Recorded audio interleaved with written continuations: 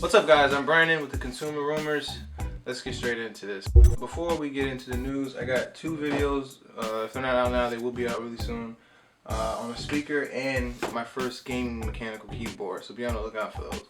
Anyway, let's get into these rumors. So first up we have Dark Souls 3, and it's not out yet. It comes out April 12th, which is a couple days from now. People that are playing the game before it has actually come out, and so that they can do the reviews and stuff the day it comes out or whenever they release them, are saying that generally the game is really bogged down. It's moving really slow. Frame rate is terrible whenever you're running, whenever there's multiple enemies on the screen, whenever there's multiple enemies attacking, stuff like that. It makes the game drop down in frame rate noticeably. For me, I take it as a grain of salt. Pretty much no game that is released the day it's supposed to come out is working the way it works, the way the developers intend it to work. Or maybe they do intend it to work that way and they figure, well, we have this release date out, we have to get to that release date and then we'll fix the game as time goes on. I mean, I can think of a whole bunch of games. Destiny, Fallout 4 was like that. Now we have Dark Souls. It's part of the ecosystem that we have in terms of the software developers. They put out great games for the most part, but we're just having this issue where games are continuously being pushed out before they're actually ready to be released.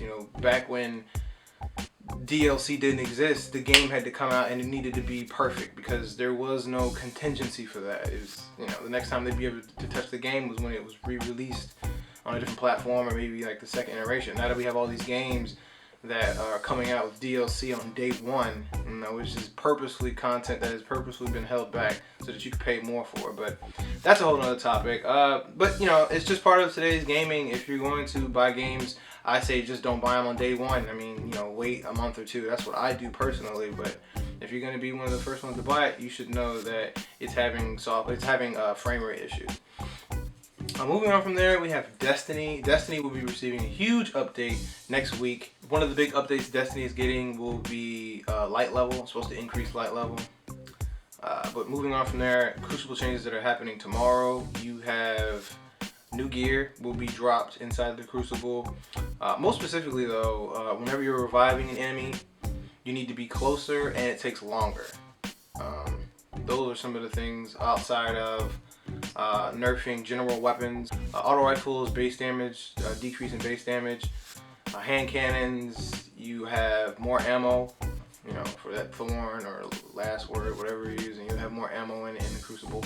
Also, they are doing a lot of changes to legendary weapons. I'm not going to list all of them because there's a lot. Link will be in the description.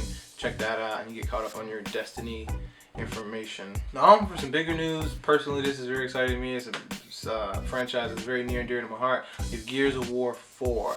Its official release date is October 11th, so you'll be able to get it just around that holiday season.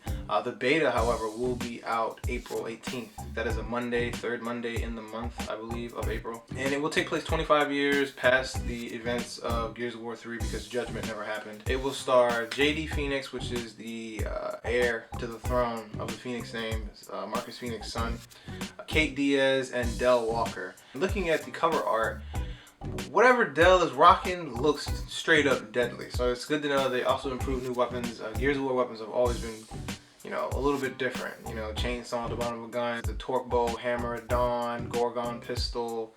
They've a whole bunch of cool weapons. So it's good to know that they're still keeping, moving that tradition forward. And Rod Ferguson, which is the leader of Coalition, those are the people that make that are making the new Gears. He said that they're focusing on multiplayer, which is excellent, but he wouldn't really talk about horde mode, which makes me a little nervous because I'm not exactly the best executioner when it comes to multiplayer shooting games, but I do like to, sit back, relax, and control my intensity of matches with horde mode, which is something you can do with your best friends or whatever. You just get in there and it's always a good time, He didn't talk too much about that. Hopefully they do move it forward with that because I think Gears of War is like the poster child for horde mode games. I mean, I don't know anybody else. Call of Duty tried to do it. They have zombies, but it's not quite the same as horde mode for Gears. So I hope they keep true to that tradition. Anyway, I appreciate you guys watching this video. Smash that like button in the face. Subscribe if you haven't subscribed. Plenty more content to come. And I'll catch you guys in the next one. Peace.